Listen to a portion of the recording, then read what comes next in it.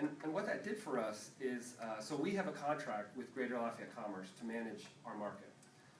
They screen and contract with all the vendors. They hire a market master, and the market master has duties of dealing with the vendors, making sure everything's okay at the market.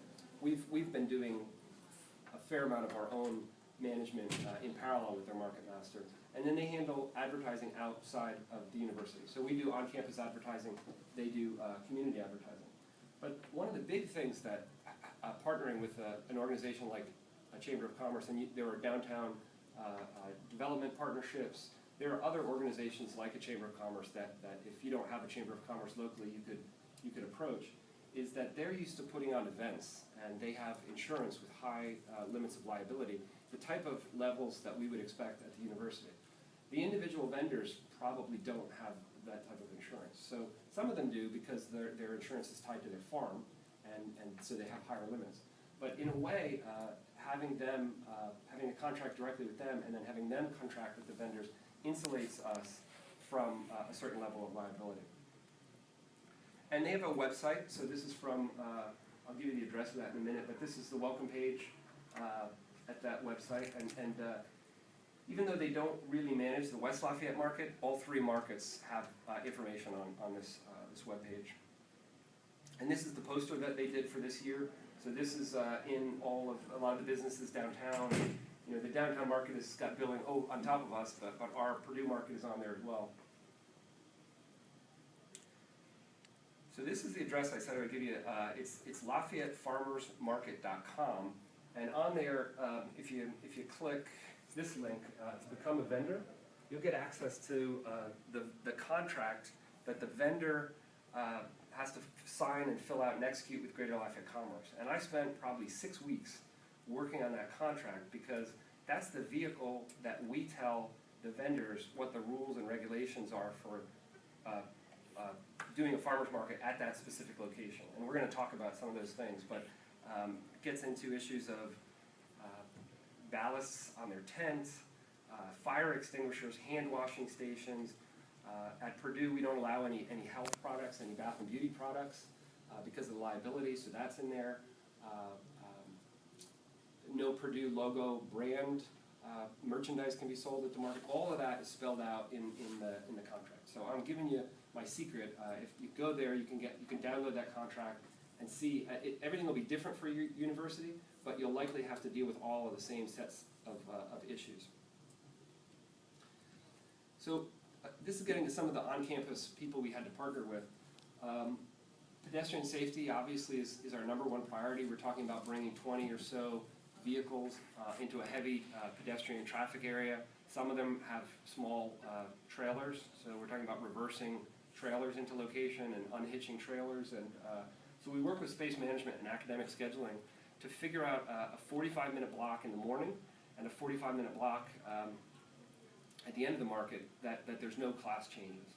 And we spelled this out in the contract as well. And we were a little bit lenient with them over the summer because there aren't as many classes during the summer, but we've tried to, once the semester started, to be really sticklers about this. And they complain because after about 2 o'clock, the lunch crowd dies down, and then they have to sit in location until 3:30. But we've been trying to be really strict with that they don't move until 3:30. And then when we were originally booking the space, Centennial Mall, in December, January, we found out that there was a poster sale that had booked half of the space in August.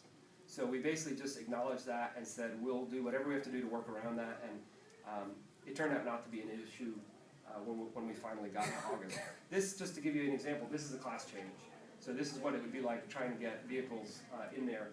And so this is Centennial Mall. We have the vendors on the right-hand side. You see their tents, and then the seating area off to this side, and this is a class change. You can see this is Krabby Mike's Barbecue, and he just, I don't know what he puts in his food, but he's always got a line 20 to 30 people deep for a sandwich there.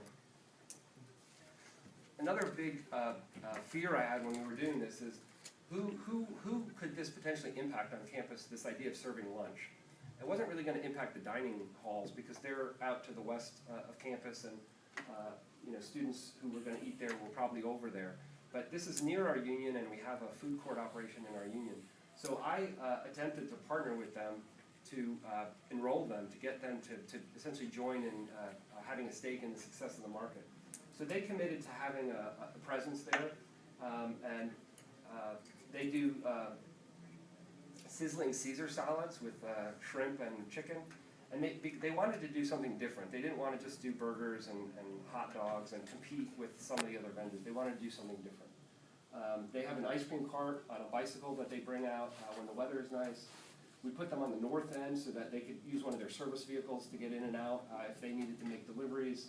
And one of the issues you'll wind up dealing with is, do you give the vendors power or not? And depending on where you're doing it on campus, it may be very easy to give them power. A lot of them have refrigerators and freezers if they're selling meats or dairy products. We chose not to give them power, but the union, we do run 2 circuits out for their walks for the sizzling salads. This is what we do for parking. It's pretty low tech. We have to sign it the night before that there'll be no parking the following day.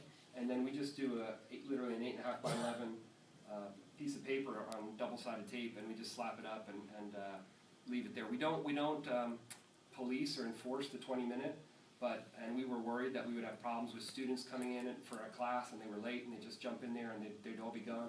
We really haven't had that problem. Most of the time, most of the spaces are open. So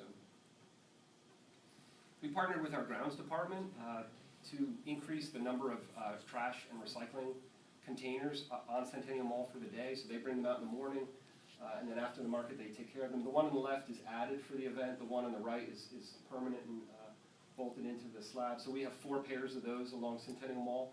And then they also help with some of our signage. And we have signage out going out to State Road 26 saying the farmers market's today and directing people to where the parking is. So how many people have a pouring rights contract on their campus or know that they do? So a pouring rights contract is an exclusive contract with a beverage company, and we have one, and